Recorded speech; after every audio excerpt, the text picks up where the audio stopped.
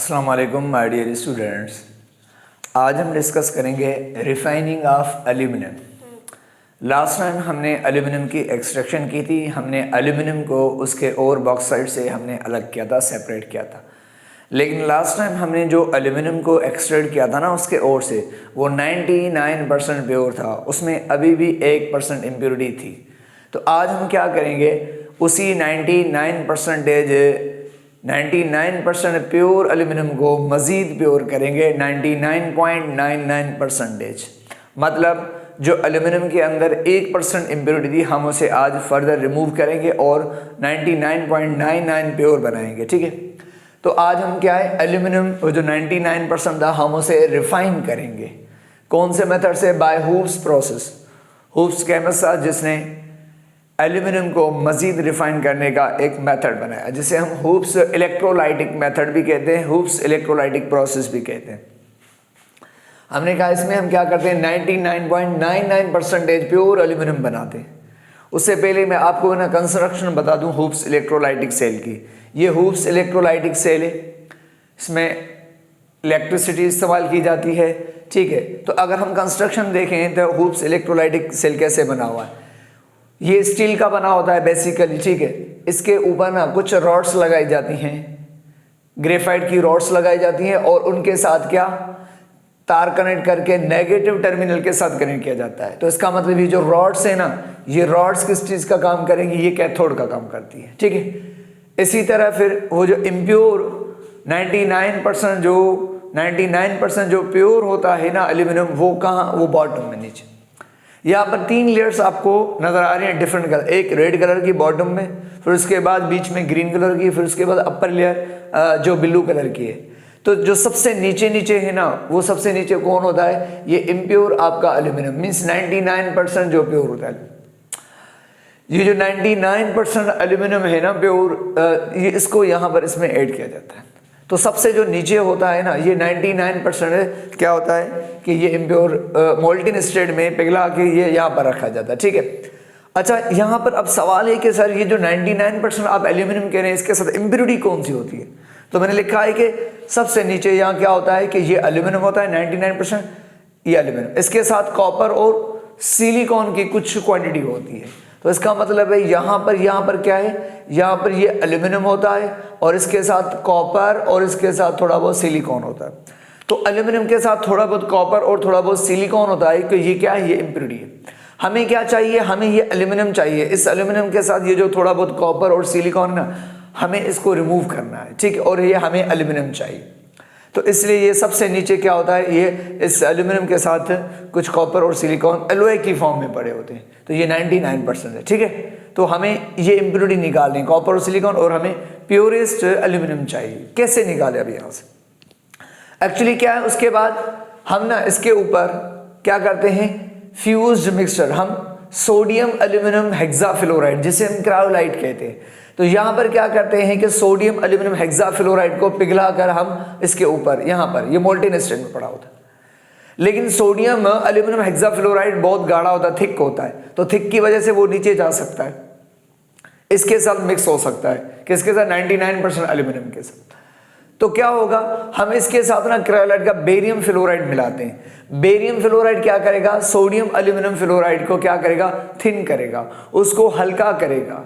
ठीक है, उसको हल्का करेगा, बेरियम फ्लोराइड इसको हल्का करेगा, ताकि सोडियम एल्यूमिनियम हेक्साफ्लोराइड क्रायोलाइट जो है वो पिघलने के बाद हल्का हो जाएगा बेरियम फ्लोराइड की वजह से। तो इसलिए वो ऊपर फ्लोट करेगा, किसके ऊपर, इस एलॉय मींस इस 99% जो प्योर एल्यूमिनियम है, इसके ऊपर क्या करेगा, वो इसके ऊपर फ्लोट करेगा। ठीक है, यहाँ पर फ्लोट करेगा, पिघलेगा, मोल्टन स्टेट में फ्लो करेगा, फ्यूज्ड में। ठीक है, तो यहाँ पर इसलिए रखें।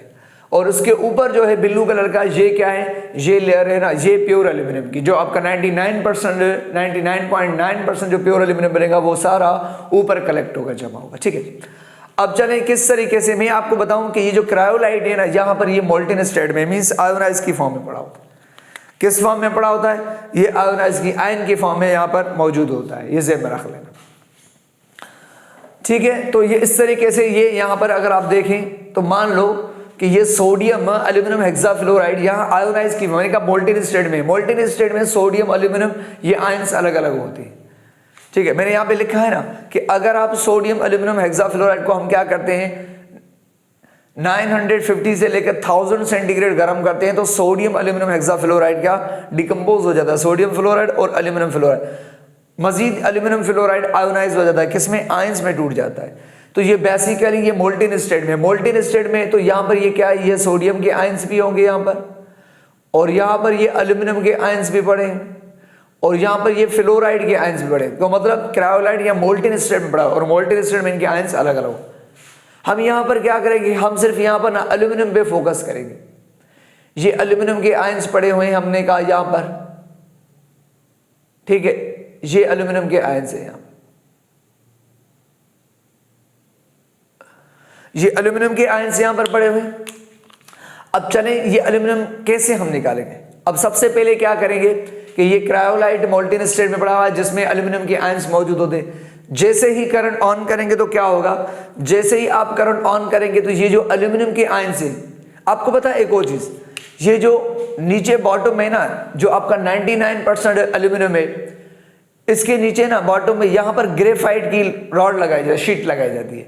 यहाँ पर बॉटम में ग्रेफाइट की शीट लगाई जाती है और उस शीट को किसके साथ, बैटरी के पॉजिटिव टर्मिनल के साथ कनेक्ट किया जाता है। तो ये ग्रेफाइट की जो शीट होगी ना, ये एनोड का काम करेगी। तो यहाँ पर क्या है, ये कार्बन की जो लाइन लगी हुई है जिसे हम कार्बन लाइनिंग ग्रेफाइट कहते हैं, तो इसके साथ पॉजिटिव के साथ कनेक्ट किया जाता है। तो ये किस चीज का काम करेगी, ये काम करेगी एनोड का। एनोड मींस ये पॉजिटिव आयन को, ठीक है, ये नेगेटिव आयन को, और ये ऊपर वाली क्या करेगी, ये ऊपर वाली जो रॉड्स है ना, ये कैथोड है, मींस पॉजिटिव आयन को अपनी तरफ अट्रैक्ट करेगी और उनको इलेक्ट्रॉन देगी। इस तरीके जैसे ही अब आप करंट ऑन करेंगे, जैसे ही करंट ऑन करेंगे तो पता है क्या होगा, जैसे ही करंट ऑन करेंगे तो ये जो पॉजिटिव आयन है ना एल्यूमिनियम के, जो मिडिल लेयर में है क्रायोलाइट के, ये पॉजिटिव आयन एल्यूमिनियम कहां जाएंगे, ये ऊपर जाएंगे। ये जैसे ही करंट ऑन करेंगे तो ये पॉजिटिव आयन ऊपर जाएंगे। ऊपर जाकर क्या करेंगे कि ये जो कैथोड की रॉड्स है ना, इनसे इलेक्ट्रॉन लेंगे।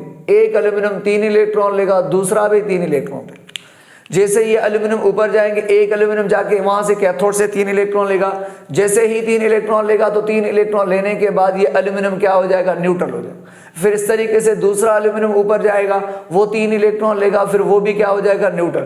तो इस तरीके से एल्यूमिनियम के आयंस ऊपर मूव करेंगे कैथोड की तरफ, वहां से इलेक्ट्रॉन लेने के बाद ये क्या हो जाएंगे, न्यूट्रल हो जाएंगे। जैसे ही यहाँ न्यूट्रल हो जाएंगे तो यहाँ सारा एल्यूमिनियम जमा होता जाएगा। फिर उस एल्यूमिनियम को मोल्टेन स्टेट में यहाँ जमा होगा, फिर उसको हम यहाँ से टेप करके प्योर मोल्टेन को बाहर निकाल देंगे। ठीक है, अच्छा अब सवाल ये है कि सर अगर ये एल्यूमिनियम के आयंस जैसे करंट करेंगे तो ये ऊपर चले जाएंगे और ऊपर जाके इलेक्ट्रॉन लेके न्यूट्रल बन जाएंगे और न्यूट्रल होकर यहाँ जमा हो जाए। अब हमने कहा ये एल्यूमिनियम के आयंस यहाँ से जो मिडिल लेयर है ये तो ऊपर चले गए। अब जब जैसे ही एल्यूमिनियम के आयंस ऊपर चले जाएंगे तो ये वाली जगह खाली हो जाएगी। जैसे ही एल्यूमिनियम के आयंस ये ऊपर चले जाएंगे तो ये वाली जगह खाली हो जाएगी। अब जैसे ही ये एल्यूमिनियम की ये जगह खाली हो जाएगी तो फिर क्या होगा कि जो नीचे आपका 99% जो एल्यूमिनियम पड़ा हुआ है, अब ये जैसे ही खाली हो जाएगी जगह, एल्यूमिनियम इसके आयन ऊपर चले गए तो ये खाली होगी जगह। जैसे ही खाली हो जाएगी तो क्या होगा कि जो नीचे वाला एल्यूमिनियम पड़ा हुआ है 99%, अब ये एल्यूमिनियम क्या करेगा, ये इनकी जगह पर आ जाएगा। ये खाली हो गए, ये आयन चले गए ऊपर, तो यहाँ पर ये एल्यूमिनियम आयंस की कमी हो गई। तो जैसे ही नीचे वाला जो एल्यूमिनियम पड़ा हुआ है सिलिकॉन कॉपर के साथ 99%, अब ये एल्यूमिनियम क्या करेगा, इनकी जगह पर आ जाएगा। लेकिन डायरेक्ट नहीं आएगा। कैसे आएगा, ये सबसे पहले क्या करेगा एल्यूमिनियम, क्योंकि न्यूट्रल है ना, सबसे पहले ये क्या करेगा, ये अपने पहले इलेक्ट्रॉन डोनेट करेगा। 3 इलेक्ट्रॉन देगा, किसको, एनोड को। एनोड को अपने 3 इलेक्ट्रॉन देगा। जैसे ही ये 3 इलेक्ट्रॉन एनोड को देगा तो क्या बन जाएगा, ये +3 बन जाएगा। और +3 बनने के बाद फिर ये कहाँ आ जाएगा, ये ऊपर चला जाएगा, इस आयन की जगह पे। तो ये वाले आयन ऊपर चले जाएंगे, तो जो नीचे एल्यूमिनियम पड़ा हुआ है वो इलेक्ट्रॉन देकर एल्यूमिनियम आयन बनकर फिर ये क्या करेगा, वो उनकी जगह पर आ जाएगा। तो ये एल्यूमिनियम के आयंस कहाँ जाएंगे, ये ऊपर चले जाएंगे, ये यहाँ पर आ जाएंगे। फिर इस तरीके से दूसरा आ जाएगा, फिर इस तरीके से एल्यूमिनियम के। ठीक है, तो ये वाले एल्यूमिनियम के आयंस ऊपर चले गए, तो नीचे वाले एल्यूमिनियम जो होते हैं वो इलेक्ट्रॉन देकर आयन बन के ऊपर आ जाते हैं। फिर आगे क्या होगा सर, फिर आगे वो ही होगा, ये आयन वर्ग दोबारा ऊपर चले जाएंगे, तो फिर ये जगह खाली, फिर नीचे वाले ऊपर आ जाएंगे। इस तरीके से ये आयंस ऊपर चले जाएंगे, फिर आएंगे, इस तरीके से ये प्रोसेस चलता जाएगा। ये तब तक चलता जाएगा जब तक आपका जो नीचे वाला एल्यूमिनियम है वो सारा ऊपर ना आ जाए।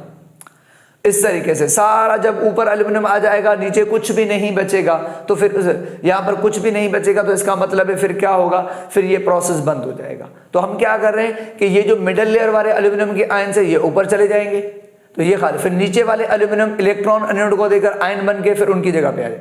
इस तरीके से ये ऊपर फिर ये आ जाएंगे, ये प्रोसेस चलता रहेगा तब तक जब तक ये एल्यूमिनियम खत्म है। तो इससे क्या होगा कि आपका सारा एल्यूमिनियम कहाँ जाएगा, ये सारा आपका एल्यूमिनियम जो है ना वो ऊपर चला जाएगा। तो जब सारा एल्यूमिनियम नीचे का ऊपर चला जाएगा तो नीचे क्या बचेगा, कॉपर और सिलिकॉन, तो आपकी इम्प्योरिटी बचेगी। बाकी सारा आपका जो एल्यूमिनियम है वो सारा ऊपर जमा हो जाएगा। वो जो ऊपर सारा जमा हो रहा है एल्यूमिनियम, ये इसको ठीक है, ये कितना है 99.99% एल्यूमिनियम यहाँ पर जो, फिर उसको यहाँ से टेप करके बाहर निकाल देंगे, ये ज़हन में रख देना इस तरीके से। तो ये जो क्रायोलाइट है इसका काम क्या है, इसका काम ये है कि ये अपने आयंस को ऊपर भेजता है और नीचे से वो आयन बना के लेता है, ये ऊपर भेजता है इस तरीके से। तो क्रायोलाइट जैसा है वो सिर्फ हेल्प करता है। अच्छा, जब नीचे वाला सारा एल्यूमिनियम खत्म हो जाएगा ना, तो फिर ये आयन ऊपर नहीं जाएंगे, जो लास्ट वाले आयन होंगे वो ऊपर नहीं जाएंगे। क्यों? क्योंकि नीचे एल्यूमिनियम ही नहीं है। अगर नीचे एल्यूमिनियम होता तो फिर ये ऊपर जाते, फिर नीचे वाला ऊपर आता। तो पहले सारा जब एल्यूमिनियम चला जाएगा तो फिर एंड में अगर कुछ भी एल्यूमिनियम जब ना बचेगा बॉटम में, तो फिर ये एल्यूमिनियम के जो आयन से ना फिर ये ऊपर नहीं, फिर ये आयन रह जाएंगे। ठीक है, इस तरीके से फिर आपका एल्यूमिनियम सारा निकाल देंगे और नीचे क्या बचेगा, कॉपर और सिलिकॉन, ये आपकी इम्प्योरिटी बचेगी। ठीक है, इस तरीके से हम एल्यूमिनियम में ये जो आपको बनाया ये 99.9% इस तरीके से हम निकालते। तो चलें अब इसके प्रोसेस स्टेप्स कैसे हैं, तो स्टेप्स क्या है इलेक्ट्रोलाइट। सबसे पहले हम क्या करते हैं, सबसे पहले ना हम क्रायोलाइट की आयोनाइजेशन करते हैं। सबसे पहले इस क्रायोलाइट को पिघलाया जाता है, मोल्ट किया जाता है। कितने टेम्परेचर पे, सोडियम एल्यूमिनियम हेक्साफ्लोराइड के 950 से लेकर 1000 के क्या करते हैं, इसको हीट करते हैं। इससे क्या होता है, सोडियम एल्यूमिनियम हेक्साफ्लोराइड टूट जाता है, इससे सोडियम फ्लोराइड और एल्यूमिनियम फ्लोराइड बन जाती है। ये दो क्या बन जाती है, ये दो प्रोडक्ट बन जाती हैं। ठीक है, ये दो प्रोडक्ट बन जाती हैं। अच्छा, फिर करंट टेम्परेचर तो चलता रहता है ना, इससे क्या होगा कि जो एल्यूमिनियम फ्लोराइड बनेगा ये मजीद आयंस में टूट जाता है, एल्यूमिनियम आयंस और फ्लोराइड के आयंस में टूट जाएगा। तो अब ये आयन है तो यहाँ पर पड़े होते हैं। ठीक है, तो आयन फर्स्ट स्टेप में क्रायोलाइट को आयंस में चेंज करते हैं, जिसमें एल्यूमिनियम और फ्लोराइड ये सोडियम वगैरह आयन बनते हैं। ठीक है, अब क्या होगा, उसके बाद जैसे ही आयन बनेगा तो यहाँ पर ये आयन बढ़ा हुआ, अब करंट तो चल रहा है, करंट ऑन करेंगे तो क्या होगा कि ये जो एल्यूमिनियम के आयन से ये कहाँ जाते हैं, सबसे पहले ये एल्यूमिनियम के आयन कैथोड पे जाएंगे, वहाँ कैथोड पे जाकर इलेक्ट्रॉन लेंगे, मींस रिडक्शन करेंगे। इलेक्ट्रॉन लेने के बाद ये क्या हो जाएंगे, न्यूट्रल, न्यूट्रल होने के बाद ये जमा हो जाएंगे। ठीक है, तो कैथोड में इलेक्ट्रॉन लेके रिडक्शन होगी। ठीक है, इस तरीके से फिर ये वाले आयन ऊपर चले जाते हैं। तो हमने कहा जो नीचे एल्यूमिनियम होता है, ये नीचे जहाँ एल्यूमिनियम पड़ा होता है, वो एल्यूमिनियम क्या करेगा, एनोड को अपने इलेक्ट्रॉन देगा 3 जैसे ही अपने एल्यूमिनियम एनोड को इलेक्ट्रॉन देगा 3 तो मतलब ऑक्सीडेशन करेगा। जैसे ही इलेक्ट्रॉन देने के बाद क्या बन जाएगा, ये एल्यूमिनियम आयन बन जाएगा। इलेक्ट्रॉन देने के बाद एल्यूमिनियम आयन बन के मैंने कहा जैसे ही आयन बनेगा तो वो कहाँ चला जाएगा, अपर लेयर में चला जाएगा, मिडिल लेयर में। ठीक है, तो मिडिल लेयर ऊपर वाली लेयर में चला जाएगा। तो मैंने कहा मूव इनटू अपर लेयर, जैसे एल्यूमिनियम आयन बनेगा तो ये move into upper layer, means molten cryolite में चला जाएगा ऊपर उनकी जगह पे। ठीक है, फिर ये ऊपर फिर नीचे वाले, इस तरीके से प्रोसेस है। तो ओवरऑल रिएक्शन क्या हुई, ओवरऑल रिएक्शन ये हुई कि ये जो एल्यूमिनियम के आयन से ये वाले मिडल वाले ये ऊपर जाके क्या हो जाते हैं, न्यूट्रल। तो नीचे ये एल्यूमिनियम के आयन से ये ऊपर जाके न्यूट्रल हो जाते हैं।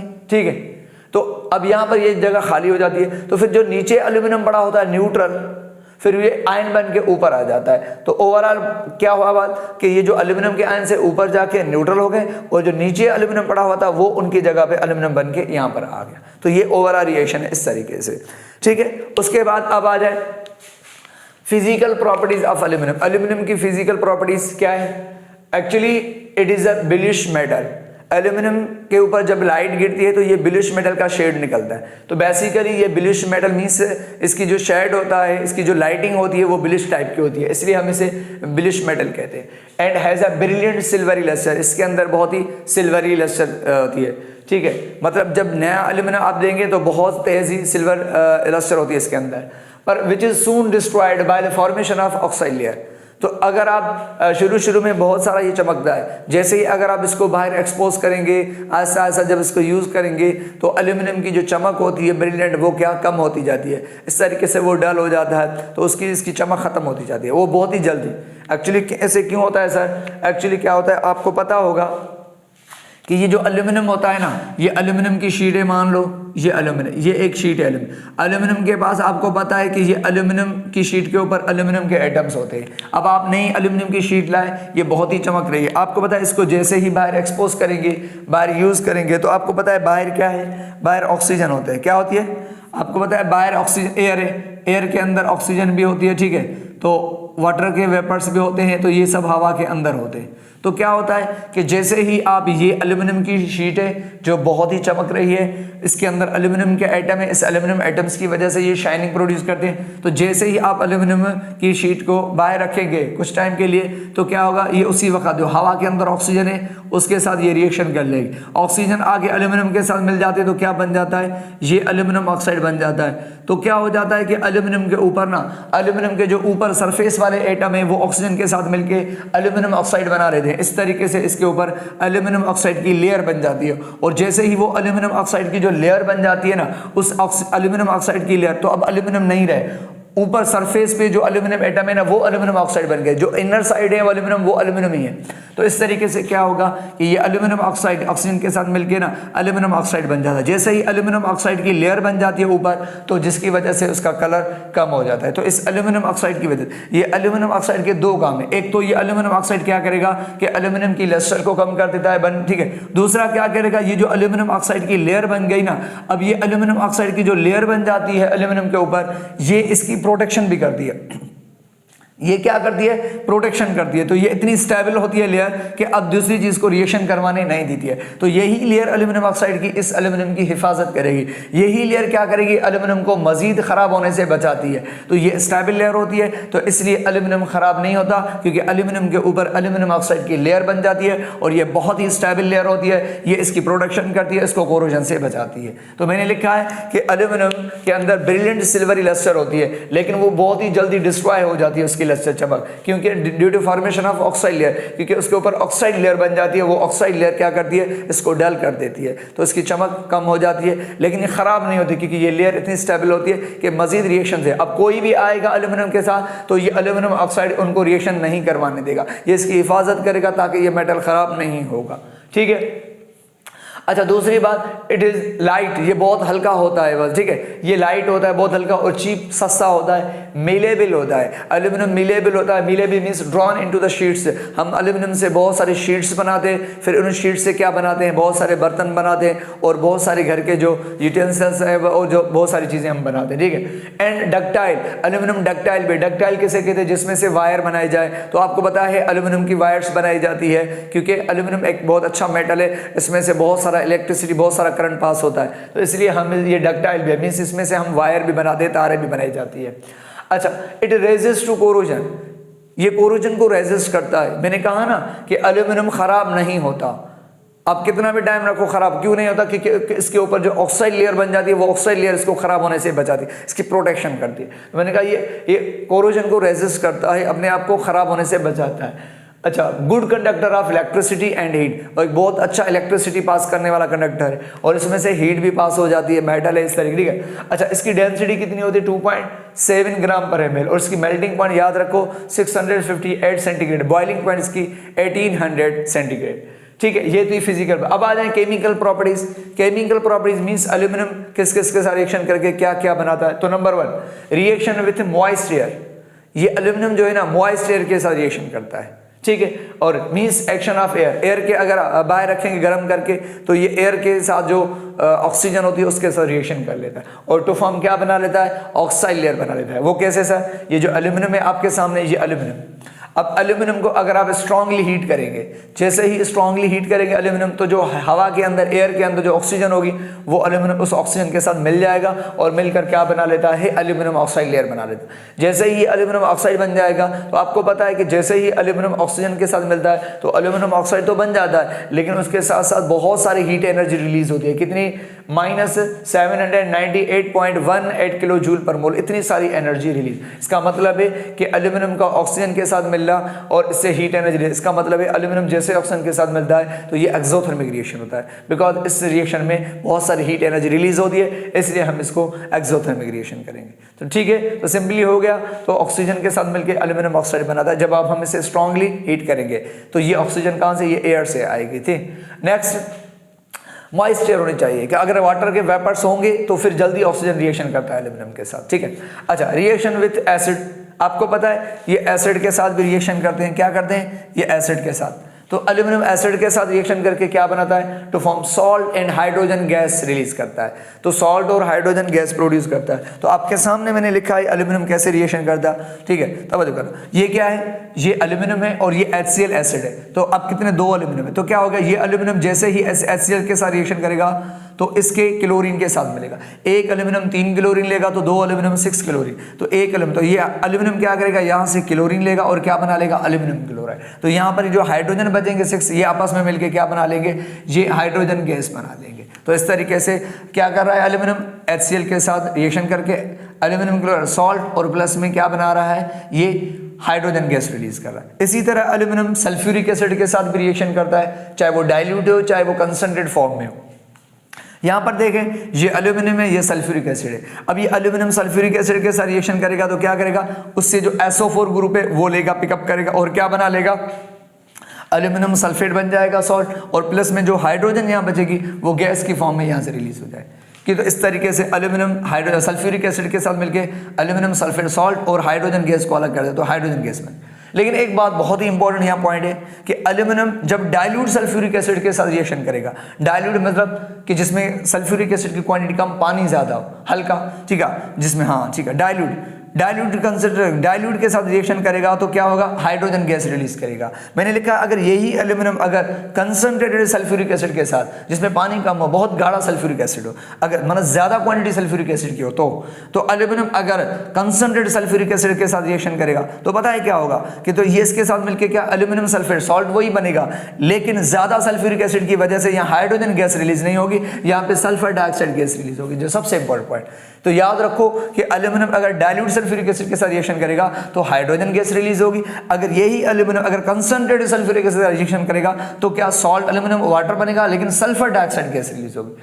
तो कंसंट्रेट के साथ रिएक्शन करेगा तो याद रखो कि क्या ये होगी रिलीज सल्फर डाइऑक्साइड। क्यों सल्फर डाइऑक्साइड होती है, क्योंकि सल्फ्यूरिक एसिड बहुत ज्यादा होता है, तो इसमें से कुछ सल्फ्यूरिक एसिड टूटकर सल्फर डाइऑक्साइड में कन्वर्ट हो जाते हैं, ठीक है, याद रखो ये। अब आ जाए नेक्स्ट, रिएक्शन विद हैलोजन। अच्छा एक खास बात मैंने यहाँ पे लिखा है, पॉइंट नोट लिखा है कि aluminium is made passive by nitric acid. ये जो एल्यूमिनियम है ना, ये नाइट्रिक एसिड के साथ रिएक्शन नहीं करता, ये ज़हन में रख लेना।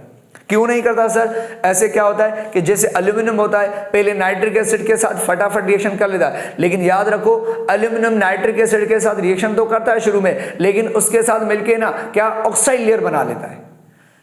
एल्यूमिनियम नाइट्रिक एसिड के साथ स्टार्टिंग में थोड़ी रिएक्शन करेगा तो एल्यूमिनियम ऑक्साइड बन जाता है। एल्यूमिनियम ऑक्साइड जैसे ही बनेगा तो वो एल्यूमिनियम ऑक्साइड की जो लेयर होगी, अब वो लेयर इतनी स्टेबल होती है कि नाइट्रिक एसिड को इसके साथ रिएक्शन नहीं करने दे, वो रोकेगी। तो इसका मतलब है एल्यूमिनियम नाइट्रिक एसिड के साथ रिएक्शन नहीं करता। तो पूछे due to formation of stable oxide layer, क्योंकि एल्यूमिनियम के ऊपर स्टेबल लेयर बन जाती है, उस स्टेबल लेयर बनने की वजह से कि ये नाइट्रिक एसिड के साथ मध्य रिएक्शन नहीं कर पाता। याद रखो कि इसके साथ मिलकर ऑक्साइड लेयर बना लेता है और वही ऑक्साइड लेयर अब इसको नाइट्रिक एसिड के साथ रिएक्शन नहीं करने देती। इसीलिए हम क्या करते हैं, नाइट्रिक एसिड को एल्यूमिनियम के अंदर स्टोर करके रख सकते हैं, ठीक है। याद रखो कि नाइट्रिक एसिड को आप एल्यूमिनियम में स्टोर करके रख सकते हैं, क्योंकि नाइट्रिक एसिड जो है वो रिएक्शन नहीं करता एल्यूमिनियम के साथ, ठीक है। तो ये ज़हन में रख लेना। कभी पूछे ना कि aluminium is made passive by which acid, तो नाइट्रिक एसिड को टिक कर देना, ओके।